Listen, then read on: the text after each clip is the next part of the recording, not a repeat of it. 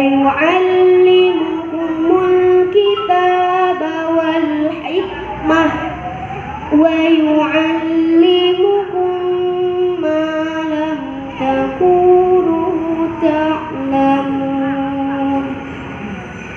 فاذكروني أذكركم واشكروا لي ولا تكفرون يا أيها الذين آمنوا استعينوا بالصبر والصلاة إن الله مع الصابرين ولا تقولوا لمن يقتل في سبيل الله أموات بل أحياء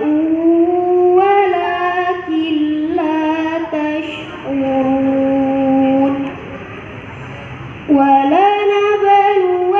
ولنبلونكم بشيء من الخوف والجوع